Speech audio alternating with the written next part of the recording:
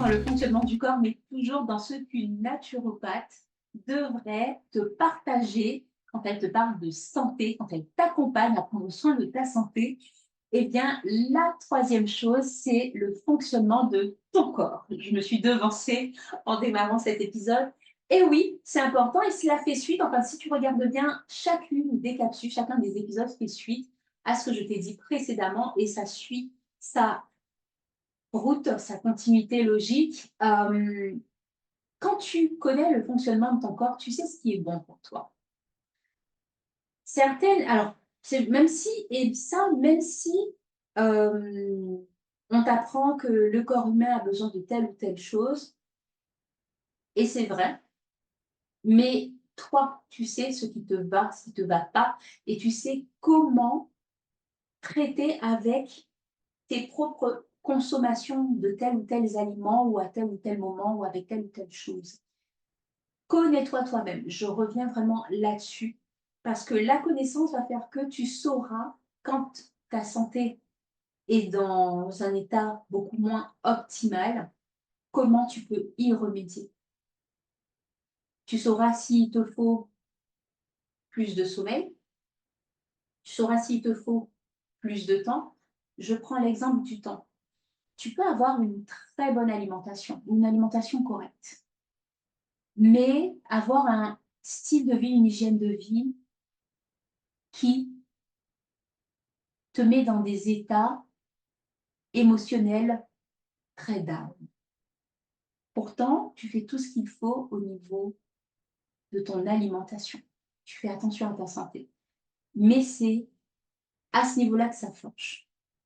Eh bien, ce qu'il te faudra à ce moment-là, c'est d'écouter ton corps et de prendre une pause. Certains, vous me direz, mais comment je peux prendre une pause? Moi, je ne suis pas à mon compte, je suis salariée. C'est de voir comment tu peux jongler dans ce cas-là. Qu'est-ce que tu veux vraiment? Est-ce que tu as l'endroit que tu veux? Est-ce que ça vient d'ouvrir? Jusqu'à quand tu peux continuer? Comment tu peux y pallier en attendant? C'est de voir vraiment tout cela, mais c'est important parce que, et je vais rester sur la vie professionnelle. Imagine que tu es dans un métier où ça t'épuise vraiment. Ça t'épuise. Jusqu'à quand tu vas supporter ça? Même s'il y a un salaire à la clé. Jusqu'à quand? Parce que, et je vais prendre un autre exemple et dont je peux parler parce que je suis maman solo divorcée. Tu peux avoir une très bonne hygiène de vie, mais te retrouver à ne plus supporter le style de vie que tu as parce que tu ne passes pas le temps que tu voudrais avec tes enfants, parce que tu travailles beaucoup. Jusqu'à quand tu vas tolérer cela?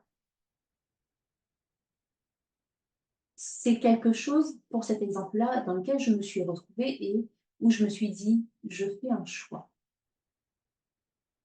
Parce que j'ai vu autour de moi trop de parents, et ça depuis très très jeune, je l'ai expérimenté moi-même, des parents qui font passer le salaire, je ne parle même pas du travail, mais le salaire avant, cette sécurité qu'ils veulent apporter, et il faut pouvoir l'apporter. C'est important de mettre en place à son maximum ce que l'on peut pour, mais qui ne passent pas de temps avec leurs enfants. Et ce que j'ai vu aussi beaucoup autour de moi, et ça m'a tellement marqué que je fais les choses différemment, c'est qu'une fois que les enfants sont grands, ils sont grands, on ne peut pas revenir en arrière sur ce qu'on a raté. Alors, on a fait du mieux qu'on pouvait, hein, les parents qui ont fait ça, mais il y a quand même ce vide. Et beaucoup de parents, beaucoup, m'ont dit qu'ils aient été mariés à deux, que les deux parents étaient là ou seuls à éduquer leurs enfants. Si je pouvais faire les choses différemment, je travaillerais moins, je travaillerais moins, ou j'aurais alterné à certains moments de ma vie pour pouvoir être avec mes enfants. Parce qu'ils voient la différence. Et ça, tu me diras quel est le lien avec connaître le fonctionnement de son corps. En fait, le fait, par exemple, et ça sort de l'alimentaire, de ne pas être présent comme tu le veux pour tes enfants, ça va jouer sur ton moral, mais ça peut même te créer un stress, et je l'ai vécu, qui va se traduire de différentes façons à travers ton corps. Ça peut être une poussée de bouton, ça peut être que tu prends du poids. Ah, il faudrait que je fasse, franchement, j'ai tellement d'idées, là qui me viennent, mais je ne sais pas si je les ferai toutes ces vidéos, sauf si vous me les rappelez, que ça vous intéresse, dans les commentaires. Mais sauf si à un moment où vous dites, votre corps vous parle à ce moment-là, quand vous dites: «Ça me gonfle», eh ben oui, ton corps t'indique ce qui lui va et ce qui lui va pas. Donc voilà, donc vous pouvez vous retrouver à gonfler alors que vous mangez pas grand-chose, et ça, j'en connais des gens comme ça, j'en ai même autour de moi qui me disent: «Je mange pas beaucoup, pourtant je ne perds pas et je grossis». Et pourtant, ce sont des personnes qui sont suivies, qui font attention, mais ça n'empêche pas cela. Et voilà, j'ai le cas d'une personne comme ça, et c'était un stress énorme qu'il y avait, dans sa vie, en fait. Donc il y avait l'âge et d'autres choses. Mais le stress était là, et certains, voilà, des problèmes internes au niveau, psycho-émotionnel, au niveau des émotions, voilà. Beaucoup de choses, non traitées qui ressortaient sur la santé. Donc plus tu vas être à l'écoute de ton corps, mieux tu vas le connaître. Et là, je ne parle même pas de connaître, ton anatomie, ta physiologie, j'en parlerai dans une autre capsule, encore une autre capsule, dans cette série que j'ai entamée. Mais je parle vraiment d'être à l'écoute, de t'observer, de faire des tests, de regarder ce qui fonctionne pour répondre au mieux. C'est important, pareil, il y a tu peux très bien manger, des aliments, qui sont dits pour la santé, mais qui, en fait, une fois que ça arrive dans ton corps, ça ne te fait pas du tout du bien. Ça arrive. Et je vais prendre un exemple qui n'est pas directement, enfin si, c'est relié quand même à la santé, bien sûr, mais c'est pas alimentaire. Hem, Ça m'est arrivé à 2 reprises, une avec une huile capillaire pour les cheveux. Alors moi, j'aime beaucoup, hem, les produits qui viennent d'ailleurs, voilà, j'aime beaucoup. Et il y a une huile que je cherchais à avoir depuis des années, mais difficile, et qui est réputée pour la pousse du cheveu, et cetera. Alors j'ai pas besoin de ça pour la pousse, mais je pousse très bien, ils vont, voilà, même si je les coupe au carré, ça repousse super vite. C'est pas tant pour ça, mais je voulais quand même, vous connaissez, hein, les femmes, on a toujours besoin de mieux, on, voilà, jamais satisfait. Mais je voulais vraiment la tester, je savais que ça renforçait le cheveu, puis c'était une huile, très artisanale, et cetera. Et finalement, j'ai pu me la procurer, et de façon très artisanale justement, il y a 1 an. Et quand je l'ai utilisée, alors déjà j'étais dans un environnement différent, avec un climat différent, enfin voilà, dans tout plein de choses.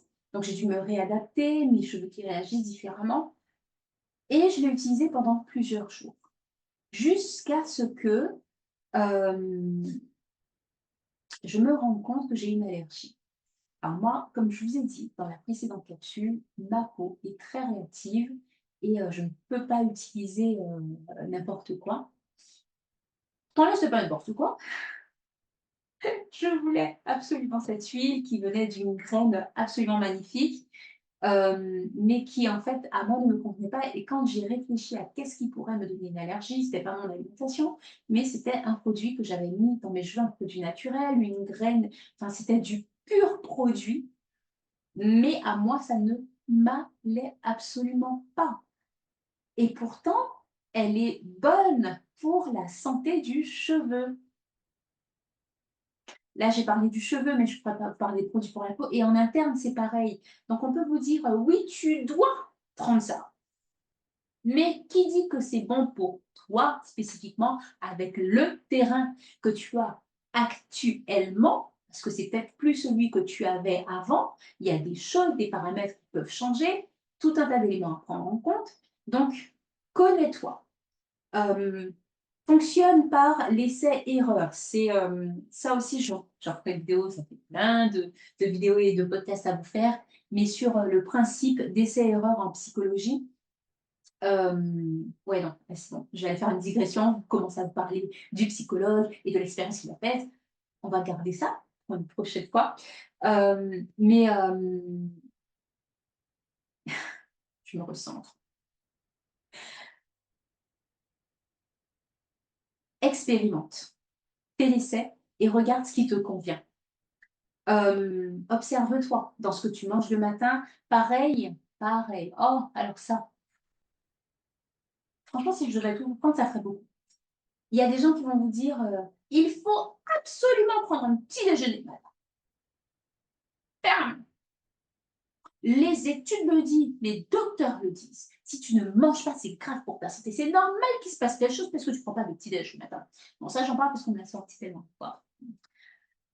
Mais qui te dit que j'en ai réellement besoin si moi, je n'en ressens pas le besoin? Alors après, c'est de voir comment je me complémente tout au long de la journée. Ça, c'est autre chose. Comment je réponds à mes apports. Mais si je n'ai pas faim.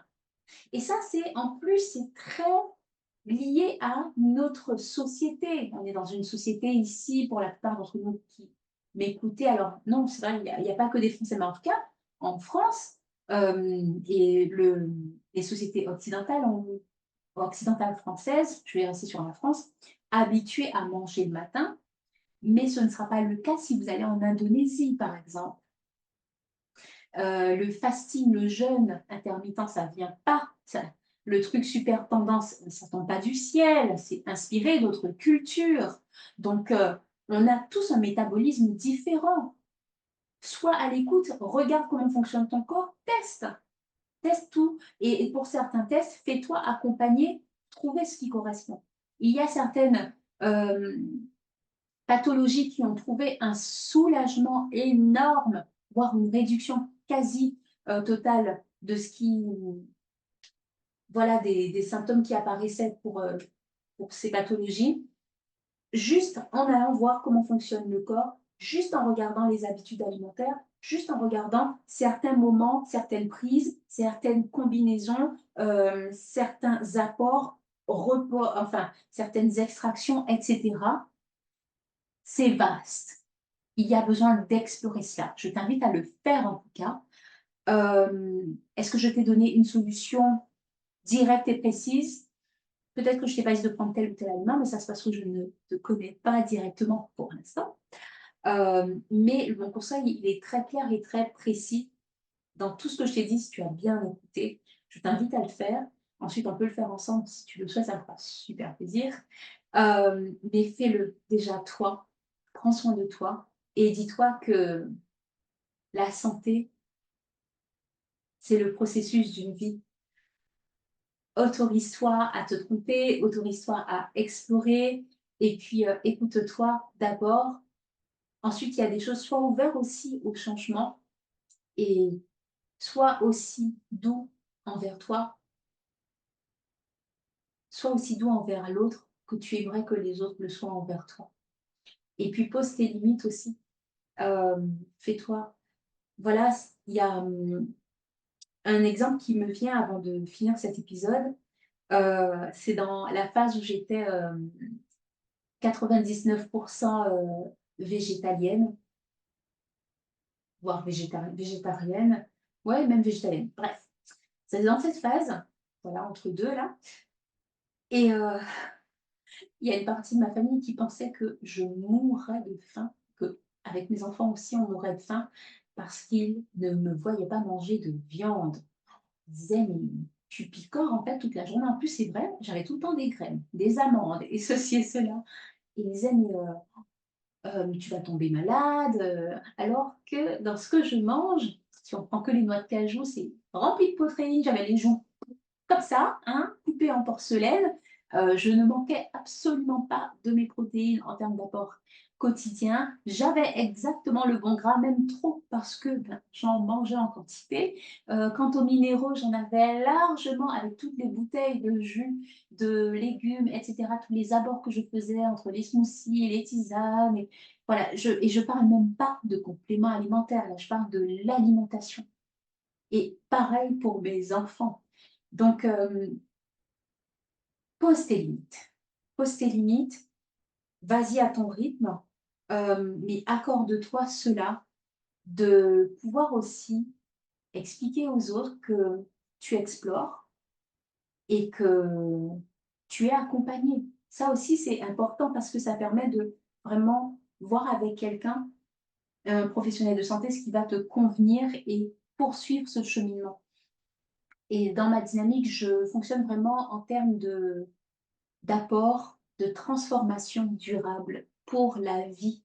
C'est-à-dire que je t'équipe pour la vie. Quand on a cheminé ensemble, normalement, tu n'as plus à revenir me voir. Et ça, je le disais beaucoup au début. J'ai certaines clientes, notamment femmes, qui se sont attachées à moi. Je leur dis, mais le but, c'est pas que l'on se voit toute la vie, c'est que cela s'arrête et que tu continues sans moi.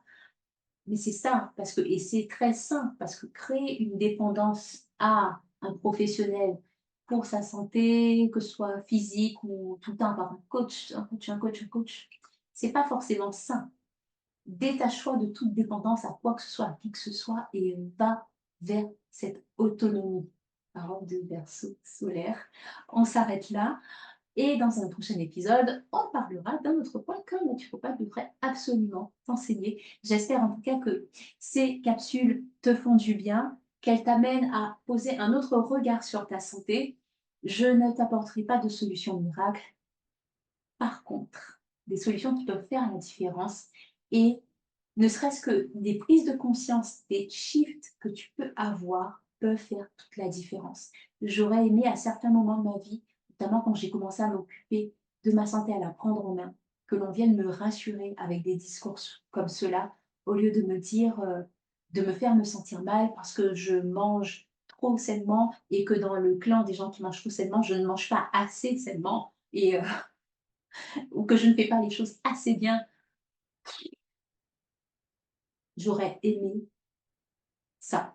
Donc je le fais pour vous, ma communauté. Et d'ailleurs, merci d'être de plus en plus présent, à écouter, à partager.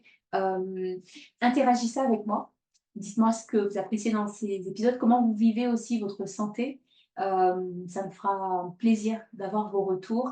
Et puis, si ce n'est déjà fait, je t'invite à t'abonner, à me rejoindre dans l'univers de la belle Heure XF, mon podcast Le secret des essences. Ce sont des secrets essentiels que je te donne. Et si tu souhaites aller encore plus loin, que l'on puisse se retrouver ensemble dans les accompagnements de groupe ou en individuel. À très bientôt pour une prochaine.